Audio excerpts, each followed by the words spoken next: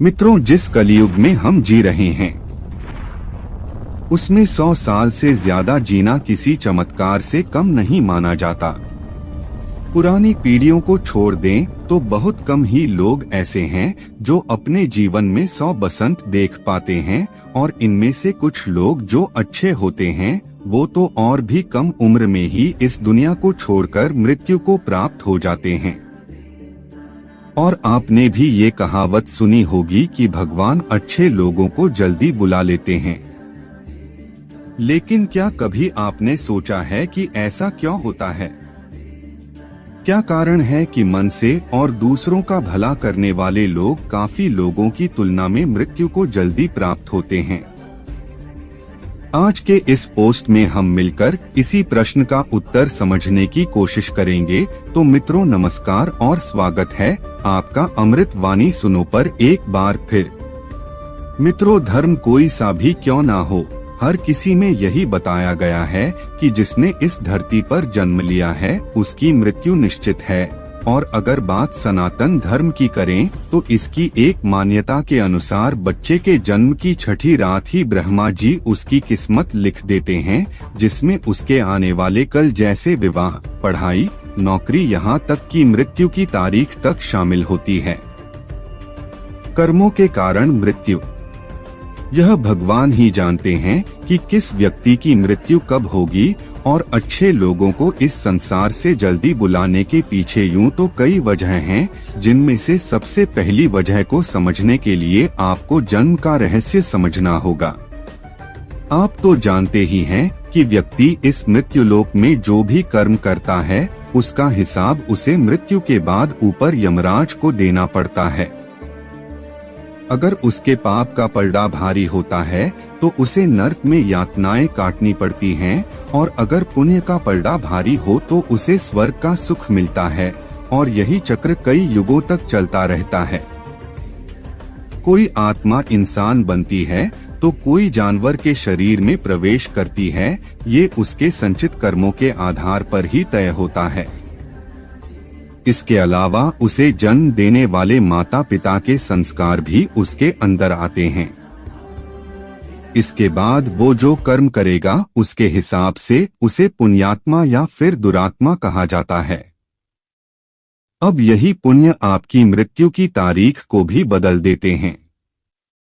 जिस तरह से एक जज जेल में रहने वाले कैदी के व्यवहार को देख उसकी सजा कम कर देता है, ठीक उसी तरह भगवान भी देखते हैं कि इंसान मृत्युलोक में जाने के बाद अच्छे कर्म कर रहा है और उसे अपने किए की सजा मिल चुकी है।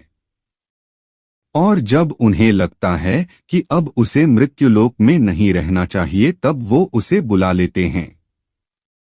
अच्छे लोग अपने पाप का फल जल्दी ही काट लेते हैं, क्योंकि भगवान के दंड विधान के अनुसार किसी भी व्यक्ति को उसके किए की सजा उतनी ही दी जाएगी जितना नियम के अनुरूप हो, और दंड विधान की जिम्मेदारी संभालने वाले शनि देव की कृपा से तो स्वयं भोलेनाथ भी नहीं बच सके। फिर हम इंसानों की तो क्या ही बिसात है। इसके अलावा एक और वजह यह भी है कि अच्छे लोग कम उम्र में ही वो सारी चीजें हासिल कर लेते हैं जिनके लिए उन्हें धरती पर भेजा जाता है। हिंदू धर्म में मान्यता है कि भगवान हर अच्छे आदमी को किसी न किसी उद्देश्य के साथ ही इसे मृत्युलोक में भेजते हैं, और भगवान का अपना अवतार उन्हीं उद्देश्यों में शामिल है। इसीलिए जब वो उद्देश्य जल्दी पूरे हो जाते हैं तब भगवान उन्हें वापस बुला लेते हैं। अर्थात अच्छे लोगों की मृत्यु उनके अच्छे कर्मों पर ही निर्भर करती है, जब तक उसे मोक्ष की प्राप्ति नहीं हो जाती। इस मृत्युलोक में हर कोई अपने किए की सजा ही भुगतने के लिए आता है।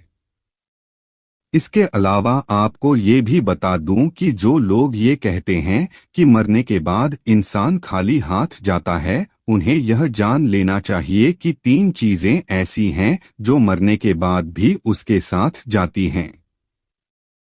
एक है संचित कर्म, दूसरा है स्मृति और तीसरी है जागृति।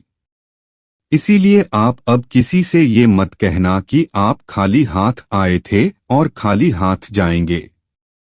क्या आपने कभी एकांत में यह सोचा है कि आपको यह मानव जीवन क्यों मिला है? तो दोस्तों, महाभारत में युधिष्ठिर महाराज के एक प्रश्न के उत्तर में भीष्म पितामह ने कहा था कि मनुष्य से बढ़कर कोई भी जीव नहीं है। आपको यह जानकर आश्चर्य होगा कि 84 लाख योनियों के बाद हमें मनुष्य जीवन मिलता है और संसार के सभी प्राणियों में मनुष्य ही सबसे श्रेष्ठ है। मनुष्य जीवन का उद्देश्य, इसकी वजह है मनुष्य में सत्य एवं असत्य का विवेक कराने वाली हमारी बुद्धि का होना। लेकिन इस धरती पर हम दुनियादारी के चक्र में ऐसे जाते हैं कि हमारी बुद्धि सीमित दायरे में ही सिमटकर रह जाती है। हम सांसारिक सुखों को ही सब कुछ मानकर उसमें लिप्त रहने में ही अपना सौभाग्य और अपने जीवन की सफलता समझते हैं। यही गलती हम कर जाते हैं, क्योंकि इसके बावजूद कोई भी व्यक्ति यह दावा नहीं करता कि वह पूरी तरह से सुखी है। सच्चाई यह है कि हमें सामान्य मानव जीवन के उद्देश्य की पूर्ति के लिए निरंतर प्रयास करते रहना चाहिए। यह सच है कि अपने और अपने परिवार का भरण पोषण की जिम्मेदारी हमारी है और हमें इसे हर हाल में निभाना चाहिए। लेकिन क्या आपको यह मालूम है कि आप कहां से आए हैं और आपको कितने दिनों तक या कितने सालों तक इस जगत में रहना है और आपकी मंजिल क्या है? तो इन प्रश्नों के उत्तर में ज्यादातर लोग यही कहते हैं कि पता नहीं, ऐसे लोग बड़े ही अजीब होते हैं।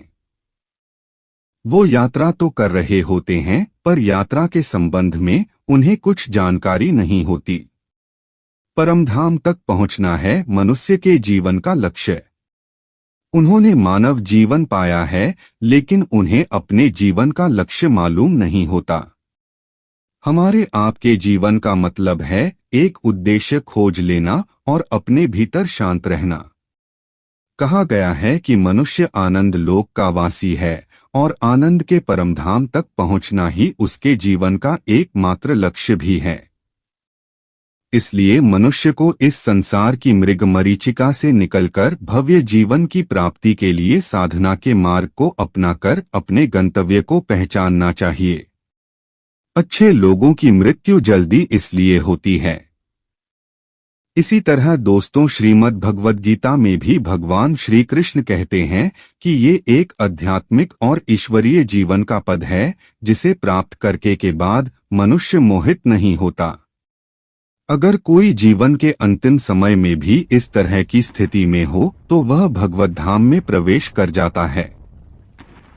मनुष्य कृष्ण भावनामृत या दिव्य जीवन को एक क्षण में तुरंत प्राप्त कर सकता है और हो सकता है कि उसे लाखों जन्मों के बाद भी यह प्राप्त न हो। दोस्तों, यह तो सत्य को समझने और स्वीकार करने की बात है। भगवत गीता कहती है कि वास्तविक जीवन का शुभारंभ इस बौद्धिक जीवन के पूरे होने पर होता है। दोस्तों, इन सभी बातों से यह तो स्पष्ट होता है कि हम सभी एक निश्चित समय के लिए धरती लोक पर आते हैं और कुछ विशेष कर्मों को करने के लिए आते हैं। जब हमारे वह कर्म पूर्ण हो जाते हैं और इस जीवन के लक्ष्य पूरे हो जाते हैं, तो भगवान हमें इस शरीर को छोड़कर मृत्यु के बाद आगे की यात्रा पर बढ़ा देते हैं। जैसे कि भगवान श्री कृष्ण ने भी कहा है कि वास्तविक जीवन का शुभारंभ इस भौतिक जीवन के पूरा होने पर होता है। तो ऐसे में दोस्तों, वो लोग जो पुण्य आत्माएं होते हैं, जिन्होंने जीवन में अच्छे कर्म किए होते हैं, जब दोस्तों उनके कर्मों का समय निर्धारित हो जाता है तो उन्हें इस संसार को छोड़कर अपनी आगे की यात्रा को पूरा करना होता है। तो दोस्तों, कैसा लगा हमारा आज का कथा, हमें कमेंट में जरूर लिखना।